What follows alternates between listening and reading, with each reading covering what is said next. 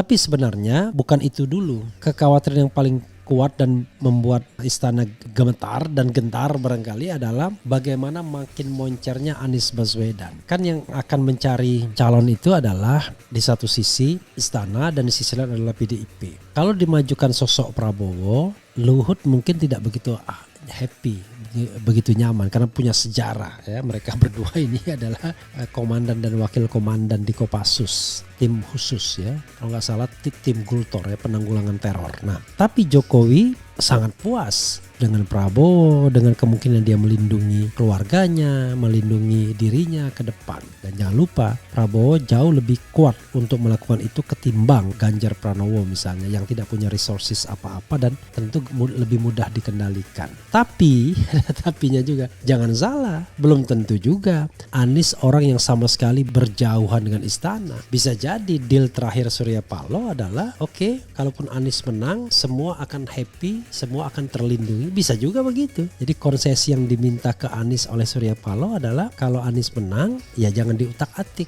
Presiden Jokowi.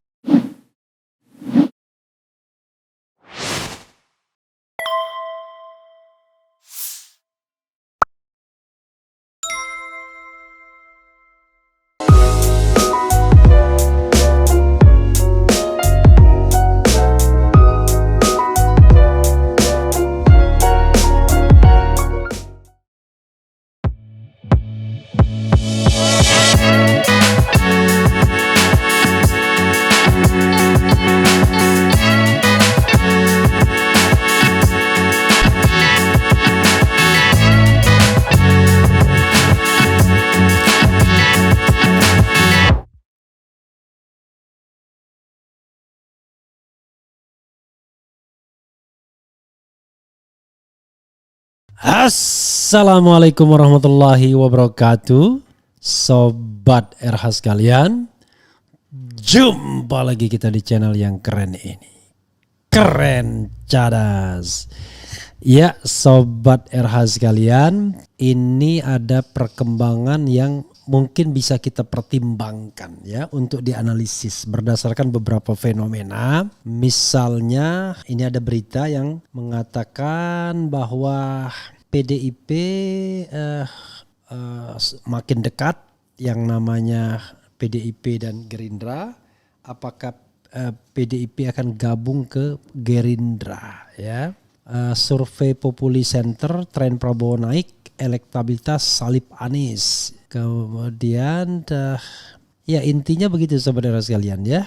Intinya adalah ada kecenderungan sekarang ini angin itu ke arah Prabowo Subianto. Termasuk juga buzzer-buzzer yang selama ini berpihak kepada Ganjar tiba-tiba juga berubah ke arah Prabowo. Paling tidak yang sudah menunjukkan itu adalah Ferdinand Huta Hayan dan juga Abu Janda. Nah persoalannya bagaimana kita bisa melihat fenomena ini ya secara lebih jeli, lebih komprehensif. Coba kita pertimbangkan beberapa hal ya.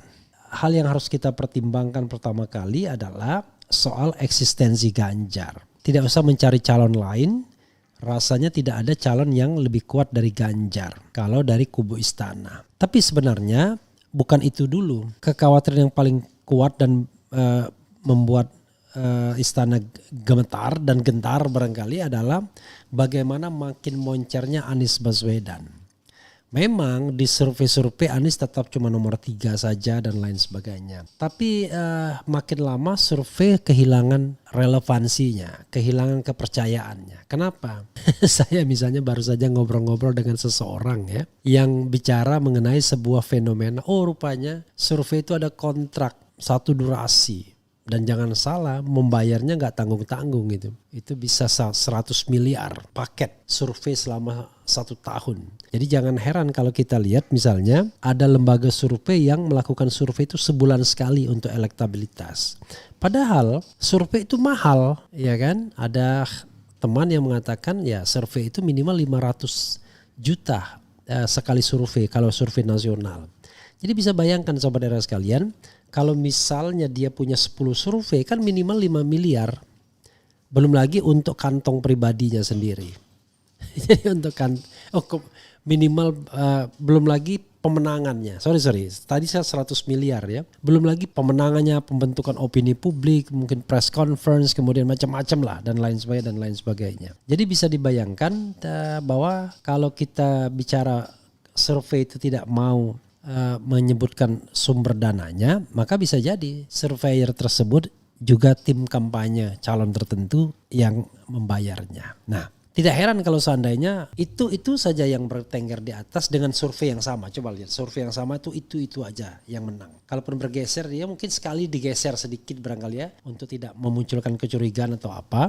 Tapi selebihnya itu terus. Oke, itu satu sisi sobat daerah sekalian ya. Sisi yang lain adalah kita lihat orang seperti Anies yang secara kasat mata selalu luar biasa dalam setiap kunjungan. Tuh, yang kedua dalam polling apapun dia menang kalau polling, karena polling nggak bisa disetel ya kan, asal mesinnya itu mesin YouTube, mesin Twitter nggak bisa disetel. Anies selalu menang kalau dalam konteks seperti itu ya. Jadi kita harus lihat itu. Nah, kalau misalnya Istana yakin betul dengan elektabilitas Ganjar ya harusnya dia dorong saja Ganjar untuk maju, untuk mengalahkan Anies. Tapi tidak begitu, terkesan maju mundur. Faktornya sepertinya bukan hanya faktor elektabilitas tapi juga loyalitas. Nah, yang loyalitasnya yang sudah terbukti adalah Prabowo Subianto. Jadi walaupun dia kalah, dia gabung sama Istana, loyal ya, hormat kepada presiden dan lain sebagainya, dan juga partai PDIP dan Megawati. Bahkan dengan Megawati dia ibaratnya punya piutang, perjanjian batu tulis misalnya. Dengan demikian kalau ada kecenderungan misalnya Istana mulai mengendorse katakanlah PDIP, saya kira wajar. Kalau Istana sudah mulai mengendorse Prabowo dan juga PDIP Prabowo, wajar. Maka bisa jadi yang didorong adalah Prabowo head to head melawan Anies Baswedan ya. Oke, jadi itu sobat era sekalian, dan apalagi kemudian ada survei yang kembali memenangkan Prabowo setelah sempat melorot. Update survei Prabowo menteri dengan kinerja paling moncer dan sosok pemersatu. Ini ada survei dari mana ini misalnya. Nah, jadi kalau kita dari SPIN ya, Lembaga Survei dan Polling Indonesia. Jadi sobat era sekalian, kalau kita lihat gejala-gejalanya ya, kan yang akan mencari calon itu adalah di satu sisi Istana dan di sisi lain adalah PDIP. Kalau dimajukan sosok Prabowo, Luhut mungkin tidak begitu happy, begitu nyaman karena punya sejarah ya. Mereka berdua ini adalah komandan dan wakil komandan di Kopassus, tim khusus ya.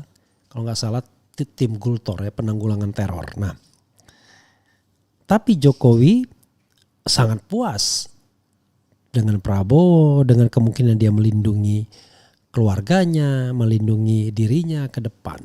Dan jangan lupa Prabowo jauh lebih kuat untuk melakukan itu ketimbang Ganjar Pranowo misalnya yang tidak punya resources apa-apa dan tentu lebih mudah dikendalikan. Lalu Megawati juga melihat walaupun Prabowo bukan dari partai PDIP tetapi jauh lebih nyaman untuk dia tidak mengganggu atau tidak diganggu asal nempelnya dengan Puan nanti, Prabowo Puan yang akan dimajukan misalnya. Maka skenarionya bisa jadi Prabowo Puan dengan Anies AHY jadinya, atau head to headnya adalah Anies dan Prabowo. Jadi sejarah berulang kembali, Prabowo melawan orang yang pernah dicalonkannya sendiri sebagai gubernur. Tapi bedanya adalah kalau Jokowi tidak menyelesaikan masa jabatannya, Anies menyelesaikan masa jabatannya. Naga-naganya seperti itu sepertinya saudara sekalian. Kalau kita lihat kecenderungan arah hari ini ya, Joman pindah ke Prabowo. Kemudian Abu Janda pindah ke Prabowo, Ferdinand Hutahian pindah ke Prabowo. Pasti ada maksudnya. Jadi salah satu maksudnya adalah untuk memastikan bahwa Prabowo lah yang akan di-endorse oleh Istana. Tapi, tapinya juga jangan salah, belum tentu juga Anies orang yang sama sekali berjauhan dengan Istana. Bisa jadi deal terakhir Surya Paloh adalah Oke, kalaupun Anies menang, semua akan happy, semua akan terlindungi. Bisa juga begitu. Jadi konsesi yang diminta ke Anies oleh Surya Paloh adalah kalau Anies menang, ya jangan diutak-atik Presiden Jokowi. Maka dari situ head to headnya itu akan terjadi. Istana punya preferensi kepada Prabowo, tapi kalaupun Anies yang menang, barangkali mereka masih dapat konsesi kecil, yaitu tidak diproses, tidak dipersoalkan. Kita ini analisis ya, dan bisa menemukan pembenarannya setelah nanti 2024 setelah ada pelantikan presiden dan wakil presiden. Tapi kalau lihat ke posisi hari-hari terakhir ini, kalau lihat ya, hampir pasti Ganjar out sepertinya. Bagaimana dengan KIB, Koalisi Indonesia Bersatu, masih tetap akan jalan? Enggak. KIB pada dasarnya dia nurut kepada istana, dan jangan lupa Luhut Binsar itu ketua Dewan Penasehat di Golkar. Jadi kalau misalnya istana sudah sepakat Prabowo, ya kan? Ya sudah. Dan jangan lupa juga sobat era sekalian, tokoh-tokoh senior sangat happy dengan Prabowo. Karena mereka mungkin masih akan eksis kalau seandainya Prabowo yang berkuasa. Beda sama Anies. Kalau Anies yang berkuasa, maka tokoh-tokoh yang 60-an ke atas barangkali sudah hilang semua. Anies tentu akan lebih mendaya fungsikan anak-anak yang lebih muda. Jadi kalau misalnya Anies sama Prabowo berhadapan, yaitu pertarungan antar generasi. Generasi di bawah 60-an dan generasi di atas 60-an. Generasi di bawah 60-an itu ya Anies sendiri, di atas 60-an itu ya Jokowi, Prabowo, di sana kemudian ada Megawati dan lain sebagainya. Ya mungkin cuma Surya Paloh saja yang jauh lebih senior. Itu perkembangan terakhir yang kita harus baca hari ini ya. Besok kita tidak tahu lagi, tetapi sepertinya kalau kita hitungannya hari ini, kelihatannya game itu bagi Ganjar, selesai bagi Ganjar. Ganjar lewat. Karena kalau Ganjar pengen ditahan, maka Joman tidak akan dibiarkan pergi ke tempat lain. Gak mungkin Ebenezer mau melakukan tindakan tanpa restu Jokowi dalam tanda kutip ya. Rasanya tidak mungkin. Apalagi dia masih mengatakan Jokowi terus dan lain sebagainya. Maka dari situ itu sinyal yang ya pelan-pelan diarahkan. Jadi peluru diarahkan ke sana semua. Maka ya skenarionya adalah Prabowo Puan. Tapi kalau bisa dipaksakan misalnya Prabowo Ganjar bisa juga. Jadi kalau nggak Prabowo Puan, Prabowo Ganjar. Kalau Prabowo Ganjar tentu pasangan ini menjadi sangat kuat. Itu sobat era sekalian ya bacaan awalnya. Ya aneh juga Ganjar tiba-tiba melejit secara prestasi jauh dari RK dan Anies. Kemudian ya kalau seandainya kontrak Ganjar diakhiri misalnya dalam tanda kutip ya, udah di survei tidak akan moncer lagi dia. Kalau seandainya memang benar dia itu anak emas yang dimana surveyor diarahkan ke sana. Tapi begitu dukungan ditarik dari sana maka survei itu akan diarahkan kepada Prabowo. Seandainya Prabowo yang menjadi calon istana. Jadi as simple as that. Ini analisis sekali lagi ya. Bang, politik nggak bisa dilihat kasat mata. Para oligarki masih belum rapat bang, masih nyantai-nyantai minum kopi. Mereka nyantai-nyantai minum kopi, tetapi think tanknya bekerja terus mencari calon. Kan mereka kan tinggal tunggu. Jadi sobat era sekalian, ya oligarki bisnis terutama itu provider, penyedia dana kampanye. Jadi kalau Anda bilang, waduh dana kampanye ini, aduh kalau kita mau teliti sama-sama dan mau didiskualifikasi semua, bisa-bisa kemudian tidak akan ada pilpres ya kan. Oke. Jadi mereka tinggal menunggu kira-kira sepakatnya siapa. Jadi kalau istana sepakatnya A, ya sudah mereka akan ikut semua gitu lah. Sama sepakatnya sama PDIP ya. Jadi mereka barangkali yang penting diyakinkan siapa yang akan mereka dorong. Mereka punya preferensi kepada Ganjar mungkin. Tapi ketika istana dan PDIP mengatakan tidak, ya mereka pun akan berubah. Siapa yang kemudian mereka akan dukung. Itu oligarki bisnisnya ya, ekonominya. Pak Anies ditarungkan sama siapapun 2024 yakin menang jika pemilu jujur dan adil. Maka rakyat mesti bersatu memastikan kejujuran itu hadir di 2024. Jadi susahnya begini saudara sekalian. Kepercayaan publik adalah siapapun yang ditentang istana pasti akan dicurangi. Nah, Anies pihak yang antitesis istana dia akan dicurangi. Karena itu tesis yang berlaku adalah dia hanya akan menang kalau pemilunya jujur. Nah ini jangan sampai Kemudian keyakinan tersebut akhirnya justru yang dipakai ya. Kita pengen pemilu memang benar-benar jujur ya. Kemudian surveinya di atas terus, Istana kok bingung. Tetap Anies survei menunjukkan 80%. Saya nyesal bantu Wowo Bang. Saat ini Anies yang harus kita dukung full. Cirebon siap Anies. Prabowo karena pengen sekali apapun dilakukan. Mantap. Kasihan Pak Ganjar udah ditinggalin relawannya, sekarang malah dicuekin sama Joko. Bang RH, kemana Pak Ganjar setelah ditendang istana? Ya belum lah ya, belum ditendang istana. Jangan lupa siapa tahu dia ternyata jadi wakil, jadi wakilnya Prabowo Subianto kan bisa juga. Walaupun kalau wakil kenapa nggak Puan, tentunya akan begitu. Oke. Kemudian survei LSI terbaru, Ganjar 27, Prabowo 17, Anies 16 ya. Jadi sobat era sekalian, silakan saja kalau mau percaya surveinya ya. Kemudian 2024 saatnya Pajajaran memimpin negeri ini. Selesai sudah kisah Majapahit dan Mataram, saatnya Siliwangi ya.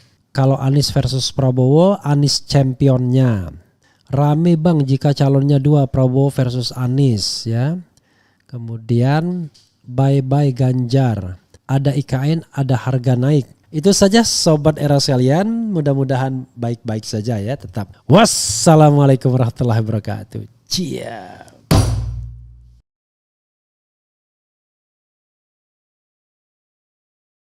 Assalamualaikum warahmatullahi wabarakatuh. Tapi sebelumnya saya ajak kembali sobat era sekalian untuk menyimak kembali perbincangan saya secara live dengan Dharma Pongrekun, Komjen Polisi yang sangat-sangat kritis dan out of the box. Kemudian juga dengan Hadar Nafis Gumai, mantan komisioner KPU yang bicara tentang kecurangan dan kekurangan pemilu dari masa ke masa, terutama di era reformasi. Juga dengan Irma Huta Barat ya, bicara mengenai uang Sambo yang 100 triliun minus 1 rupiah. Itu menarik ya, perbincangan menarik ya, yang bisa diikuti dan disimak. Dan jangan lupa juga perbincangan dengan Lanyala Mataliti dan Ihsanuddin Nursi. Itu perbincangan-perbincangan yang menarik dan sayang kalau tidak diikuti atau dilewatkan ya. Oke sobat era sekalian, itu bisa juga diikuti di Refli Harun Podcast Keren Cadas ya. Jadi podcast Keren Cadas. Sobat semuanya, ini saya mau bicara mengenai pendapat Rocky Gerung. No Rocky, no party ya. Yakin banget KPU dan Bawaslu disetir istana. Rocky Gerung, pemilu ini untuk menghalangi Anies. Luar biasa ya. Oke, sebagaimana dilansir oleh wartaekonomi.co.id. Warta Ekonomi Jakarta, pengamat politik Rocky Gerung meyakini bahwa Komisi Pemilihan Umum KPU dan Badan Pengawas Pemilu Bawaslu disetir pemerintah untuk menjegal langkah calon presiden capres Partai Nasdem Anies Baswedan di pemilu 2024. Hal ini menanggapi tindak lanjut KPU atas usulan pembuatan aturan larangan curi start kampanye sebelum waktunya yang dipicu laporan terhadap agenda safari politik Anies. Jadi pemilu ini untuk menghalangi Anies, bukan untuk menyiapkan sarana kompetisi, ujar Rocky yang dikutip dari akun YouTube-nya. Bahkan tindak lanjut KPU terkait larangan curi start kampanye sebelum waktunya menunjukkan bahwa penyelenggara pemilu disetir istana. Sehingga Rocky memprediksi pemilu 2024 tidak akan bermutu ya. Ini terbaca KPU ini didrive oleh istana, demikian juga Bawaslu. Jadi kita tahu dari awal ini nggak bakal bermutu, ucap dia. Seharusnya, kata Rocky, para calon presiden termasuk Anies diberikan ruang untuk menyampaikan visi misinya di lingkungan kampus.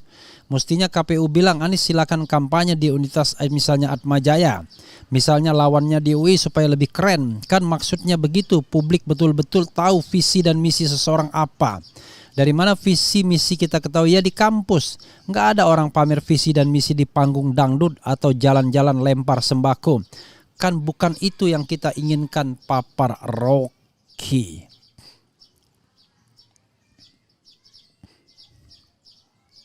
Oke, sebab kata Rocky, Indonesia butuh pemimpin yang memiliki konsepsional dalam menghadapi dunia baru di tahun 2024.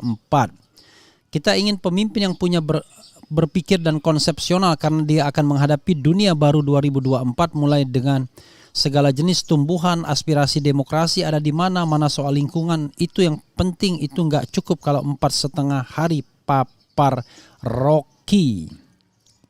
Rocky menekankan masyarakat perlu mengetahui visi misi calon pemimpin kelak meski bakal capres itu belum mencapai 20% presidensial threshold. Kata dia, daripada capres yang sudah memiliki 20% PT namun tak memiliki visi dan misi.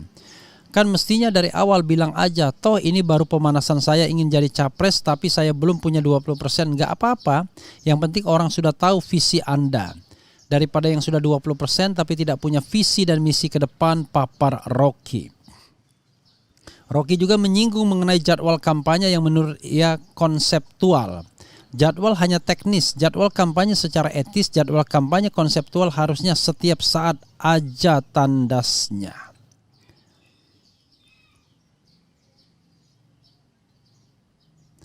Ya, sahabat era sekalian, itu tadi ya.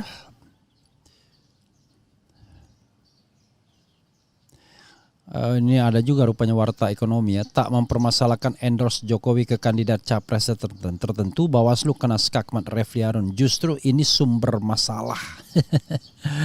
Ya, sahabat era sekalian, saya paham apa yang dipikirkan Rocky Gerung ya, dan karena paham ya, jadi saya tahu.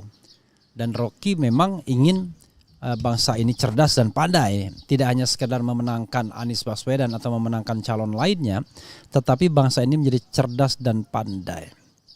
Jadi harusnya sobat era sekalian tidak ada yang namanya larangan kampanye atau curi start kampanye.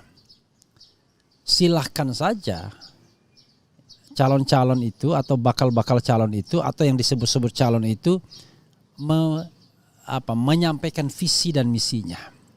Yang tidak boleh harusnya adalah kampanye-kampanye yang di panggung terbuka, yang dangdut-dangdutan, ya, kemudian pop-popan, K-pop-K-popan, mengumpulkan massa secara masif. Nah itu yang harusnya tidak boleh selagi, jangan lupa ya, selagi mereka sudah ditetapkan, ketika mereka sudah ditetapkan sebagai peserta pemilu. Nah kalau sekarang mereka semua adalah warga negara.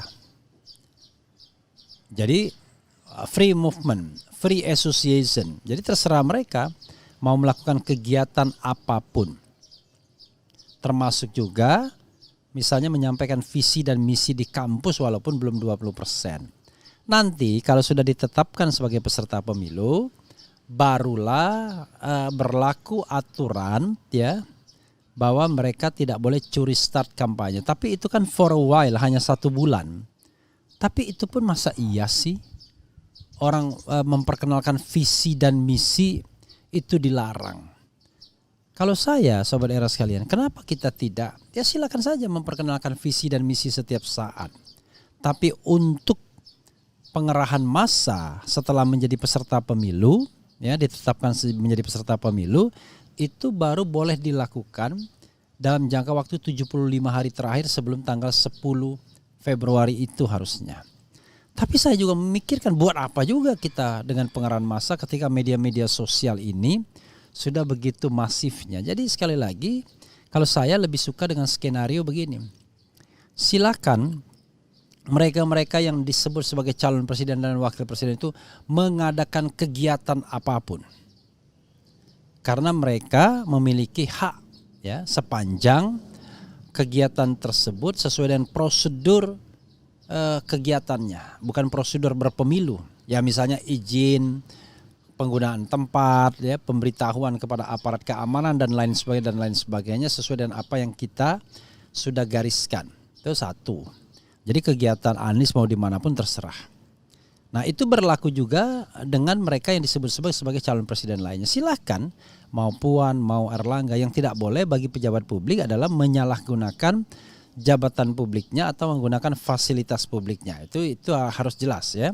Mana tugas jabatan, mana yang merupakan upaya untuk bersosialisasi. Nanti pada saat 75 hari terakhir, nah harusnya konsentrasi kita tidak lagi pada kegiatan-kegiatan yang sifatnya terbuka, tapi betul-betul debat, ya, betul-betul kegiatan-kegiatan yang hanya untuk menguji akal sehat, tidak lagi yang namanya kegiatan hura-hura, panggung terbuka dan lain sebagainya. Jadi itu caranya agar pemilu itu mudah dan murah, jujur dan adil.